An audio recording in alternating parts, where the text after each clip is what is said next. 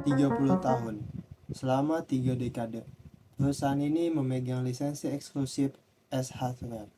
Mereka adalah wajah retail peralatan rumah tangga di Indonesia, tapi per Januari 2025, semua berubah. Kontrak lisensi berakhir, mereka harus lahir kembali sebagai entitas retail mandiri bernama ASKO.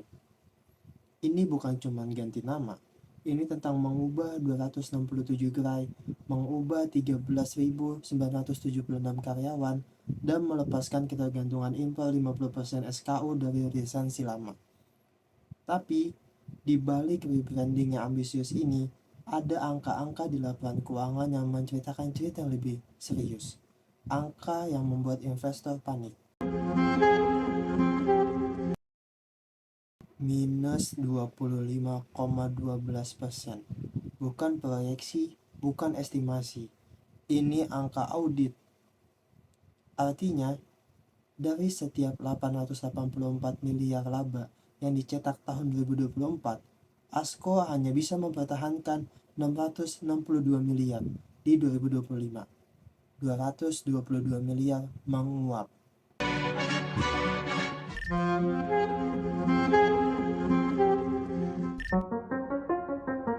Sekarang, saya mau kamu memahami satu hal dulu sebelum kita bicara soal sistem informasi, teknologi, ataupun format apapun.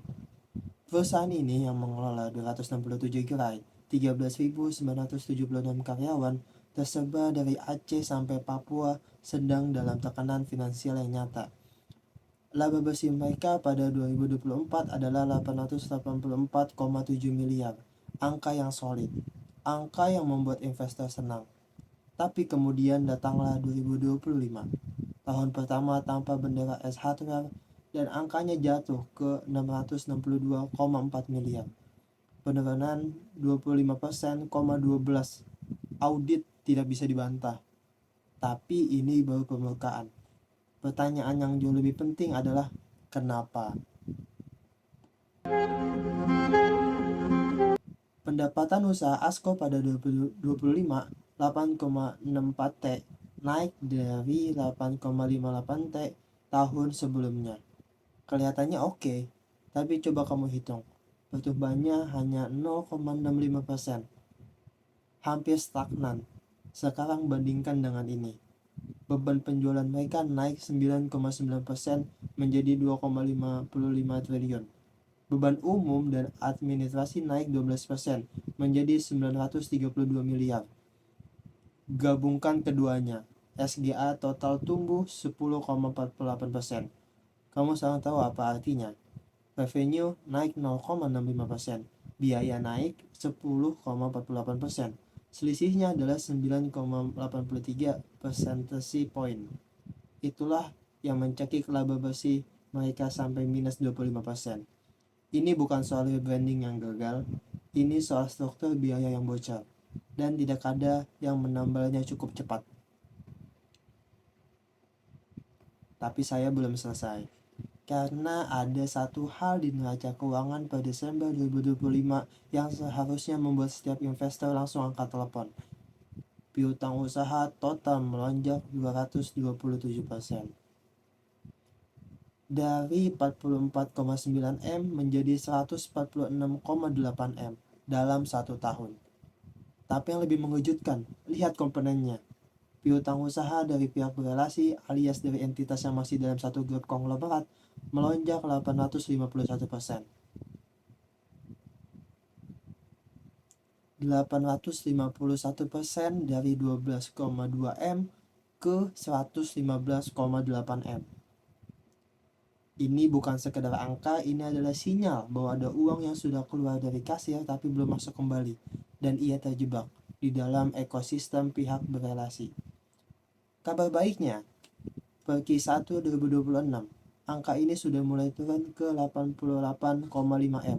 Tanda-tanda pemulihan ada, tapi belum cukup untuk bisa bernapas lega. Dan ini memperkuat satu argumen besar. ASKO butuh sebuah sistem dashboard pengendalian anggaran yang bisa mendeteksi anomali seperti ini secara real time, bukan setelah laporan audit keluar 3 bulan kemudian. Sekarang, ada satu counter argumen yang perlu kita fair sebutkan. Di tengah semua tekanan itu, laba bersih yang turun, SGA yang membengkak, piutang yang meledak, ada satu angka yang justru mengejutkan di sisi positif. Arus kas bersih dari aktivitas operasi ASKO melonjak 105,2% dari 802,5 M di 2024 menjadi 1,64 T di 2025. Double dalam satu tahun. Ini artinya mesin operasional mereka secara fundamental masih sehat. Cash masih mengalir, mereka masih bayar tagihan, gaji dan ekspansi, dan tren berlanjut ke Q1 2026. Pendapatan tumbuh 10,1%, laba bersih melonjak 18,3% menjadi 163,6 M. EPS naik dari 8,25 ke 9,53 per saham. Sinyal pemulihan mulai terlihat, tapi yang besar pemulihan ini hanya akan bertahan kalau struktur biaya operasional berhasil dikendalikan secara permanen. Itulah mengapa Automate SGA Dashboard bukan sekedar proyek IT, ini adalah alat bertahan hidup. Kalau tekanan internal saja belum cukup bikin pusing, sekarang hadapi ini. S-Hardware. Merek yang ditinggalkan ASKO tidak kemana-mana. Mereka kembali. Tapi kali ini bukan sendiri. Mereka masuk bersama MAPI, PT Mitra Adi Perkasa, konglomerat retail yang sudah membuktikan kemampuannya membangun brand premium internasional di Indonesia. Ada Zara, H&M, Sephora, semua ada di bawah MAPI. Dan sekarang, S-Hardware versi baru akan masuk dengan dukungan infrastruktur lebih dari 2.800 gerai. ASKO sekarang sedang berperang di dua front sekaligus. Front pertama, di dalam, membenahi struktur biaya yang bocor dan laba yang tergerus. Front kedua, di luar, mempertahankan loyalitas konsumen yang selama 30 tahun mengenal mereka sebagai S-Hardware, sebelum mereka itu muncul kembali dengan wajah baru yang lebih premium. Belum selesai, di sisi lain, kompetitor segmen murah seperti Mr. DIY terus mengekspansi jaringannya dengan proposisi harga yang sangat agresif, daya beli masyarakat kelas menengah Indonesia sedang kontraksi. ASKO tidak boleh terjebak di tengah, terlalu mahal untuk pasar ke bawah, tapi belum cukup premium untuk pasar ke atas. Laba turun 25%, biaya meledak 10%, piutang melonjak 851%, kompetitor mengepung dari dua arah. Di tengah semua ini, tim manajemen ASKO menyusun sebuah peta jalan teknologi, roadmap sistem informasi 3 fase yang dirancang untuk tidak hanya bertahan, tapi menang. Tapi ada satu aturan besi yang tidak boleh dilanggar. Setiap sistem harus berdiri di atas fondasi sistem sebelumnya. Salah urutan, runtuh semuanya. Di chapter berikutnya, kita bedah satu persatu. Sistem mana yang harus hidup duluan, dan kenapa urutannya adalah masalah hidup dan mati bagi ASKO. Chapter 3, The Teach Roadmap. Dalam dunia perencanaan sistem informasi, ada satu hukum yang tidak bisa dilanggar. Sistem prasyarat harus hidup lebih dulu, baru sistem yang bergantung padanya bisa berdiri. Kalau kamu bangun atap sebelum fondasi siap, seluruh bangunan runtuh. Sama persis dengan roadmap digital ASKO. Ada 3 fase, masing-masing punya 2 proyek besar dan dua proyek kecil. Dan setiap proyek dipilih bukan karena terlihat keren, tapi karena dampaknya terhadap arus kas dan identitas merek ASKO adalah yang paling kritis. Fase pertama bukan tentang inovasi, fase pertama adalah tentang bertahan. Proyek besar pertama, sistem pos dan master data rebranding ASKO. Coba bayangkan ini, 267 gerai, masing-masing punya sistem karir, dan per Januari 2025, setiap layar kasir harus menampilkan identitas baru ASKO, bukan S-Hardware, bukan hanya logo, tapi seluruh master data produk, SKU, harga, dan histori pelanggan lama harus dimigrasi ke repository terpusat yang baru. Kenapa ini kritis? Karena setiap transaksi di kasir adalah titik kontak mereka. Kalau ada satu gerai yang masih menampilkan identitas S, konsumen bingung, dan kebingungan konsumen di masa rebranding adalah racun paling cepat yang bisa membunuh kepercayaan. Proyek besar kedua di fase 1, Automate SGA Dashboard. Ingat tadi, SGA meledak 10,48%. Ini adalah sistem yang memberikan visibilitas real time kepada manajemen atas setiap sen yang dikeluarkan per gerai, per kategori biaya, per region, dan ketika pengeluaran mulai mendekati threshold, sistem langsung kirim alert otomatis. Dari model pelaporan bulanan yang reaktif menjadi pengendalian harian yang proaktif. Ini adalah perbedaan antara dokter yang mengatur pasien kritis setelah 3 hari versus monitor ICU yang berbunyi langsung saat tekanan darah turun. Dan satu proyek kecil yang berjalan paralel, Smart Membership. Karena data pelanggan yang terkumpul sejak hari pertama akan menjadi bahan bakar untuk sistem AI di fase kedua. Kalau di fase 1 adalah fondasi, fase 2 adalah mesinnya. Proyek besar pertama, Omnichannel Inventory Integration System. 267 gerai fisik, gudang regional, platform e-commerce, semuanya harus terhubung dalam satu sistem stok real time. Tidak ada lagi stock out di satu gerai sementara gerai sebelahnya kelebihan stok. Tidak ada lagi pelanggan yang memesan online tapi produknya tidak tersedia. Tapi ada satu aturan dependensi yang kritis di sini. E-procurement portal harus diaktifkan minimal 3 bulan sebelum Omnichannel Inventory go live. Kenapa? Karena portal itu adalah sumber data master vendor dan pricing. Kalau inventory hidup duluan tanpa data vendor yang bersih, sistemnya buta.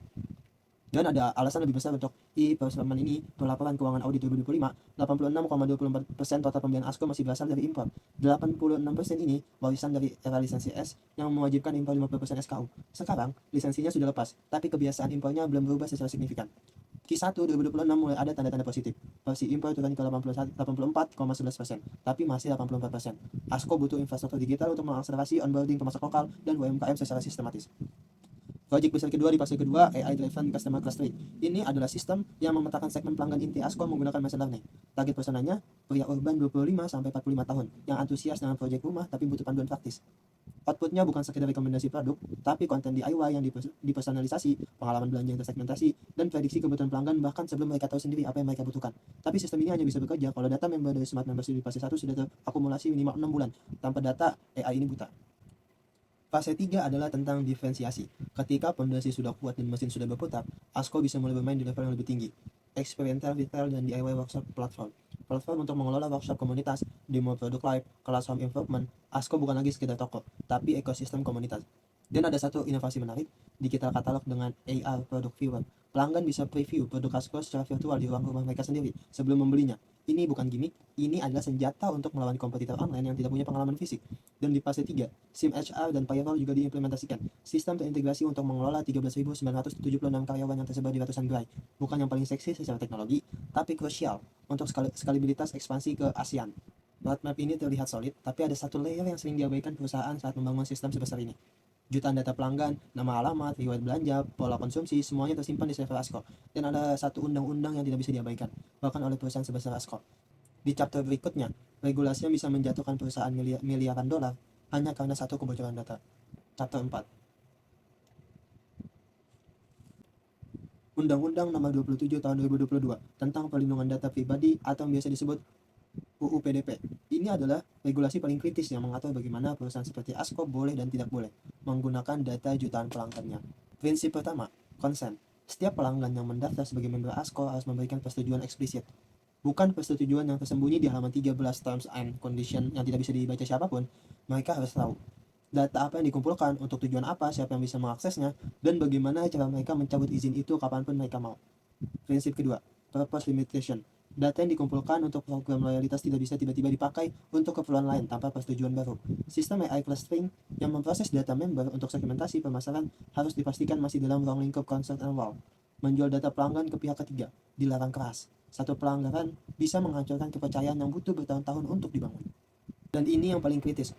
Operationally, kalau sistem ASKO mengalami kebocoran data, hacking akses tidak sah, atau insiden apapun, mereka punya 14 hari kalender untuk melapor, 14 hari ke otoritas, dan ke seluruh subjek data yang terdampak. Kalau terlambat atau tidak transparan, sanksinya bisa fatal, baik secara hukum maupun reputasi. Itulah mengapa pasal 52 UU PDP mewajibkan ASKO sebagai pengendali data skala besar dengan potensi jutaan profile member untuk menunjuk seorang data protection officer, bukan bagian IT, bukan bagian legal biasa, tapi peran struktural tersendiri yang bertanggung jawab penuh atas kepatuhan data. Dan ada satu regulasi lagi yang langsung bersinggungan dengan sistem e-procurement ASKO, PP nomor 29 tahun 2021 tentang penyelenggaraan bidang perdagangan.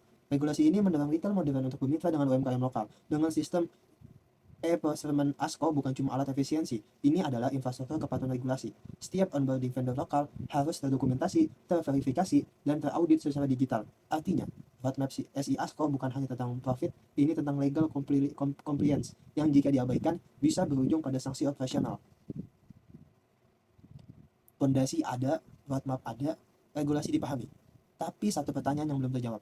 Dengan semua tantangan ini, apakah ASKO punya cukup waktu dan cukup uang untuk menang? Kita sudah melihat segalanya, krisis identitas, pendarahan finansial, ancaman kompetitor, kompleksitas regulasi, dan sebuah peta jalan teknologi yang ambisius. Sekarang saatnya bicara jujur. Apakah semua ini cukup?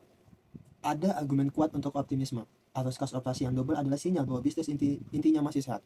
Bukan perusahaan yang sakit parah, tapi perusahaan yang sedang dalam transformasi.